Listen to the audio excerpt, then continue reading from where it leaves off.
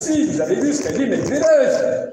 Medvedev, qui est une espèce de porte-parole officieux de Poutine, quand Poutine ne veut pas dire des choses désagréables, Medvedev a dit que si la Russie reçoit des bombes à longue distance venues de l'Ouest via l'Ukraine, elle répliquera. Et elle va détruire toutes les forces occidentales qui sont présentes en Ukraine, dont déjà d'ailleurs des instructeurs français, mais qu'ensuite, eh bien, elle frappera éventuellement les territoires des puissances en question, puisque on est dans une situation de belligérance camouflée, on est au bord de la Troisième Guerre mondiale.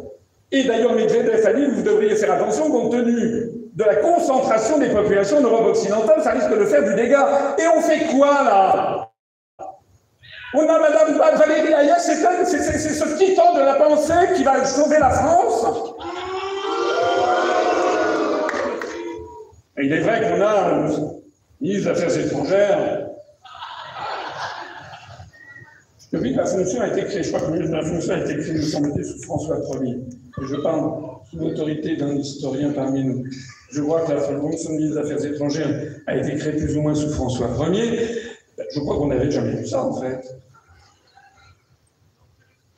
Un ministre des Affaires étrangères qui ne sait pas bien parler français.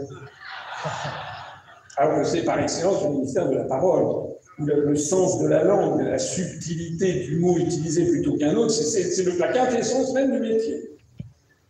Et il ne connaît pas la syntaxe de la grammaire ni les mots français.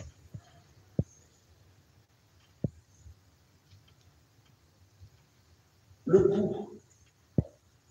coût de l'Union européenne. Vous avez peut-être vu qu'il y a 2 jours, Macron a plaidé, comme on dit, il a plaidé pour multiplier le budget de l'Union européenne par 2.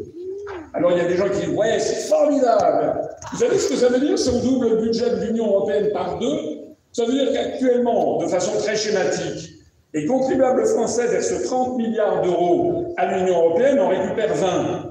Et on a donc à peu près 10 milliards d'euros de pertes chaque année. Ça varie entre 8, 10, 12 et encore, ce sont des chiffres qui sont extrêmement difficiles à calculer.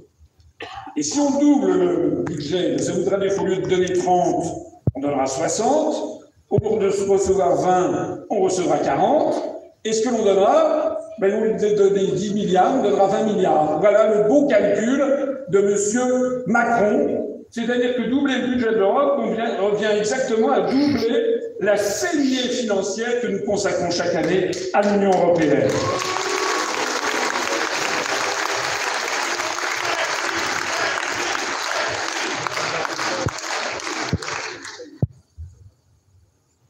À ce propos, d'ailleurs, personne ne fait jamais le bilan de la construction européenne.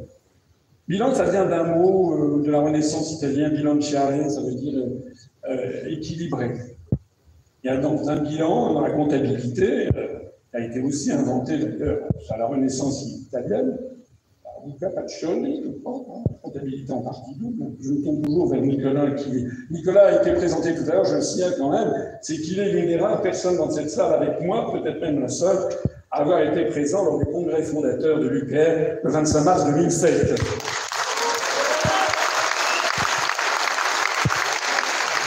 Alors, dans un bilan, il y a un passif et puis il y a un actif. Alors, le passif, ça, on voit bien tout ce que c'est. Je n'ai pas fini, on va en redire. Et l'actif, j'ai vu que Madame Ayer, en utilisant une fiche qui lui avait été préparée par le cabinet du président de la République, a dit que grâce, si on n'avait pas été dans l'Union européenne, on n'aurait pas pu gérer la crise de la Covid.